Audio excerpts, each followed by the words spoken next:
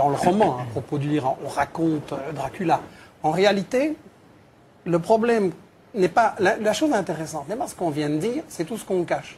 C'est que au Moyen-Orient, les États-Unis ne sont pas la solution, ils sont le problème. Qu'est-ce qu'ils ont fait en Iran, les États-Unis? Il y avait un Premier ministre qui a démocratiquement dit un jour, 53, le pétrole, tout va dans les poches des multinationales, il faudrait quand même que ça profite un petit peu à mon peuple aussi. Qu'est-ce que les États-Unis ont fait? Coup d'État renversé. C'était Mossadegh. Voilà, c'était Mossadegh, exactement. Et à la place, on a installé la dictature militaire du Shah d'Iran. La police politique, la SAVAK, a torturé, emprisonné, assassiné des dizaines de milliers de gens. Ça, c'est la démocratie des États-Unis en Iran. Maintenant, on nous dit, oui, mais l'Iran a des armes de destruction massive. On nous a déjà fait le coup, on sait ce que ça vaut, mais on recommence. Parce qu'on n'a pas 36 prétextes. Donc, l'Iran des armes pourrait développer l'arme nucléaire. Bien, mais Israël a 150 têtes nucléaires. Ça, c'est les bonnes bombes, peut-être. Donc, l'Israël, qui est l'État le plus raciste au monde, qui a chassé les Palestiniens de leurs terres, qui viole toutes les résolutions des Nations Unies, l'Israël... Non mais qu'est-ce qui se passe en Iran aujourd'hui? Non mais enfin vous dites n'importe quoi. Est-ce que je vous ai interrompu? Vous expliquez qu'il y avait à SAVAK... envers les spectateurs... Non mais enfin... Terminé Michel Collomb. On ne peut pas laisser passer des énormités pareilles. Mais vous avez dit des énormités, mais j'ai été poli, j'ai laissé les spectateurs vous entendre. Oui. En essayant de m'interrompre, vous donnez l'impression que vous avez peur de ce que je vais dire. Laissez-moi aller jusqu'au bout.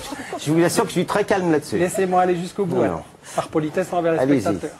Allez-y. Non, enfin, que la SAVAK n'existe plus, c'est quand même un peu énorme. Bafoue les résolutions de l'ONU depuis toujours, a chassé les Palestiniens de leurs terres. Ils ne s'en sortent que grâce au veto des États-Unis chaque fois, sinon c'est la condamnation internationale. Le problème ne va pas être résolu par les États-Unis et Israël, c'est eux le problème. On ne peut pas avoir une paix au Moyen-Orient tant qu'on a un État colonialiste qui place les Palestiniens dans les camps de concentration. Il n'y aura pas de paix sans la justice, c'est aussi simple que ça. Bush a menti effectivement avant la guerre, pendant la guerre et maintenant aussi. Il prétend qu'il a été trompé par les services de renseignement.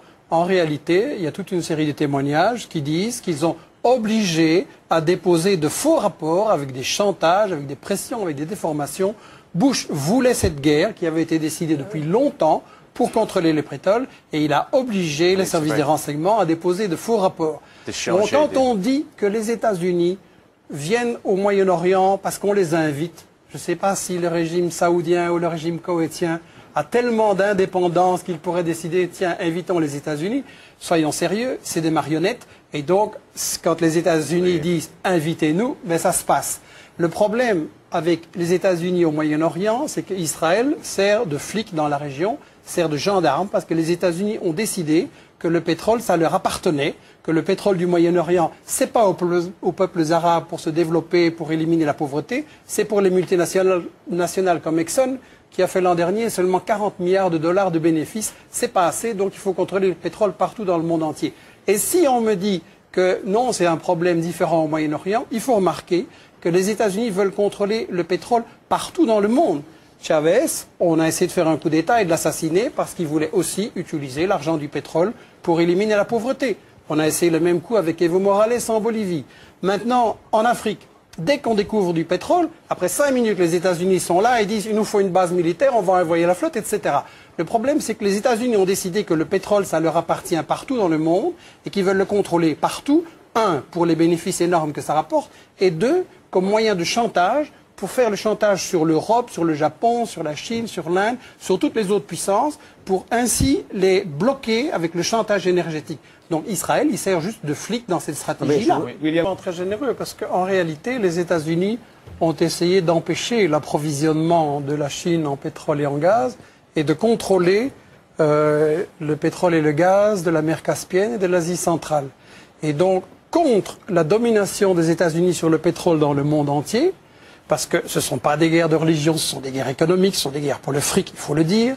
Contre cette domination, il y a maintenant en Asie un phénomène nouveau et important, c'est que la Russie, la Chine et une série de républiques d'Asie centrale se sont unies dans l'organisation de la coopération de Shanghai, qui est un phénomène très très important, avec l'Inde, l'Iran, etc., le Pakistan, je crois, comme observateurs. C'est-à-dire que l'Asie en a marre que les États-Unis prétendent dominer partout où ils sont et prétendent dire ce qu'ils doivent faire. L'Asie veut se développer de façon autonome. et par une façon indépendante des États-Unis. Alors, les États-Unis veulent, je l'ai dit et je le maintiens, contrôler le pétrole partout où il est dans le monde pour gagner de l'argent et pour tenir le robinet du pétrole par rapport à toutes les autres grandes puissances. Là, on est dans une représentation. Et vous le trouvez dans des textes des États-Unis. Il faut lire les revues militaires.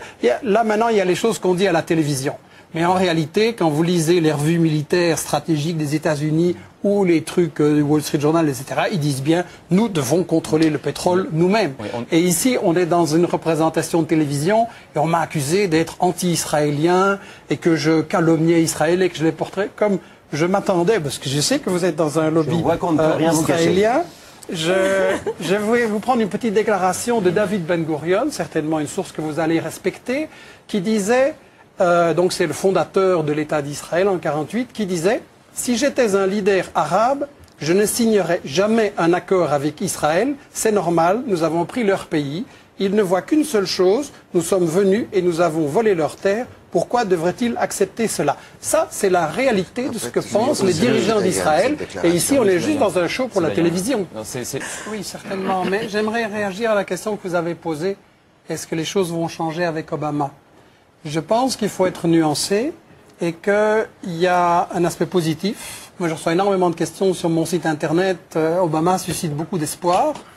Et l'aspect positif, je pense, c'est que ça n'est pas du tout sans valeur qu'aux États-Unis, avec toute leur histoire raciste, un noir ait été élu à la présidence. C'est une avancée, c'est important.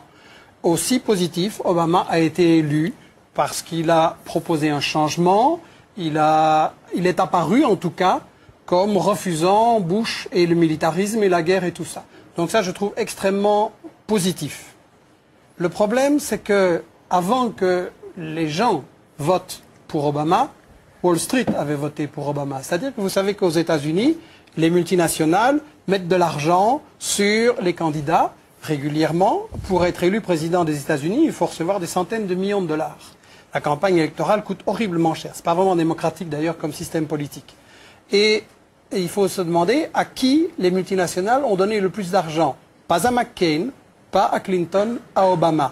Donc le problème, c'est que les gens maintenant, avec la crise, ils ont voté Obama pour qu'on les sauve des banques. Le problème, c'est que les banques aussi ont voté Obama. Alors je pense que dans la question israélienne, mais vous avez raison de dire qu'Obama a raconté toute une série de choses pendant sa campagne électorale pour se faire élire, que maintenant il dit le contraire. Et là, il va falloir tester.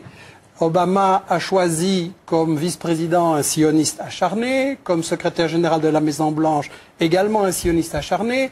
Il a dit que Jérusalem, ça devait être la capitale d'Israël. Or, Jérusalem est une capitale volée. Il a proposé de donner 30 milliards de dollars d'aide militaire en plus à Israël. Je voudrais simplement dire à Obama, il y a 40 millions de gens sous le seuil de pauvreté aux États-Unis. Est-ce que ces milliards de dollars ne seraient pas mieux utilisés là? Il y a un énorme problème social aux États-Unis et je pense que malheureusement, d'abord le problème c'est que le pouvoir n'est pas à la Maison-Blanche. Le pouvoir, il est dans les multinationales qui décident cette stratégie et qui décident qui sera président. Et je crois sincèrement qu'on va ils ont maintenant, comme je l'ai dit au début et comme M. Baird l'a souligné, ils ont un grand problème, c'est que la méthode Bush, on passe en force, on fait la guerre à tout le monde, ça a échoué. Ça n'a provoqué que de plus en plus d'indignation, de résistance dans le monde. En plus, les États-Unis sont une puissance économiquement en faillite. Il y a eu la crise immobilière, s'annonce la crise des cartes de crédit, donc il va y avoir En fait, c'est une économie en faillite. Comment voulez-vous continuer à faire la guerre partout dans le monde quand vous n'avez pas une économie qui peut la payer? Donc maintenant, ils sont vraiment dans un désarroi à hésiter entre les tactiques on va jusqu'au bout, on fait la guerre à fond et en avant, ou des tactiques plus intelligentes, comme on a entendu cette version-là, pour essayer de maintenir la domination des États-Unis sur le monde. Moi, je voudrais simplement dire, les États-Unis n'ont pas à dominer le monde. Il ne faut pas se poser la question quelle est la meilleure manière de rester les maîtres du monde. Le monde, simplement, il est en train d'évoluer. Il n'est plus unipolaire avec une grande puissance. Il est multipolaire. La Chine monte en puissance. La Russie a cessé de se mettre à genoux devant les États-Unis. Le Brésil, l'Inde, etc. sont aussi des puissances qui essayent de monter. L'Amérique latine essaye de se libérer. Ça, c'est un monde multipolaire. Je ne dis pas que c'est un miracle. La question riche-pauvre va rester là-dedans. Il restera plein de problèmes. Mais à mon avis, c'est mieux pour résoudre les problèmes du monde, qu'il n'y ait plus un gendarme du monde qui, chaque fois qu'il y a un pays qui veut mener une politique indépendante, vient militairement l'attaquer. je suis allé au moment où Bush a commencé à menacer l'Irak en 2002. J'ai présidé une mission internationale qui a séjourné en Irak pendant 2 semaines. Tout le monde sentait que la guerre allait arriver. Et j'ai eu l'occasion de discuter avec beaucoup de gens, aussi bien des gens pour Saddam Hussein, parce que c'était une partie importante de la population, que des gens qui étaient contre lui. Et des deux côtés, on m'a dit, les Américains, ce qu'ils disent les Américains pour désigner les États-Unis, les Américains, ils peuvent entrer, mais ils ne sauront jamais comment sortir. Et je pense que ça illustre qu'en réalité, les problèmes, on a posé ce soir, on a beaucoup discuté sur beaucoup de problèmes tactiques et stratégiques, qu'est-ce qu'il faut faire. On a chanté les louanges d'Israël, j'aurais aimé qu'un Palestinien puisse venir apporter, rétablir la vérité historique par rapport à tout ça. Mais je pense qu'on reste toujours, on essaye de cacher qu'il s'agit de guerre économique. On nous dit, ah c'est pour la démocratie, c'est contre les armes de destruction massive, etc. Je regrette.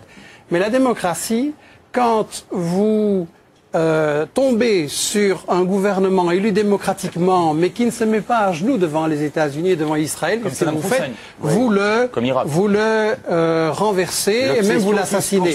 Vous l'avez fait au Congo en assassinant Lumumba, en remplaçant par Mobutu.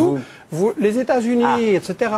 Vous l'avez fait au Chili, en volant le cuivre, en assassinant Allende, en le remplaçant par Pinochet. Les États-Unis ont placé les États-Unis, mais on n'est pas mais c'est qui vous? Écoutez, on n'est pas au commissariat, je n'ai pas à répondre vos questions. Non, mais c'est pour comprendre. Je m'adresse aux spectateurs, vous défendez les États-Unis, je les critique. Chaque fois que je parle, vous m'interrompez. Ça vous gêne que je m'exprime ici? Pas du tout, ça m'amuse. Ça m'amuse. Si vous plaît de ne pas m'interrompre. Vous êtes un exemple emblématique de l'obsession anti-israélienne et anti-américaine. Vous êtes un exemple emblématique du racisme d'Israël. Non plus. Et voilà, avec ça, on n'en sort pas. Je suis d'accord avec le racisme d'Israël, mais je suis pas d'accord avec la politique israélienne, ça c'est sûr. C'est une tactique classique de débat télévisé. On jette une peau de banane pour que l'autre ne puisse pas aller jusqu'au bout. Vous le faites vous-même très bien. Qu'on ne puisse pas aller jusqu'au bout et que les gens ne puissent pas entendre ce que j'ai à dire. Je voudrais simplement dire que vous avez éliminé une série de gouvernements démocratiquement élus parce qu'ils ne vous plaisaient pas et qu'ils ne se mettaient pas à genoux devant vous. Dans chaque pays d'Amérique latine, vous avez fait un coup d'État militaire, dans chaque pays d'Amérique latine.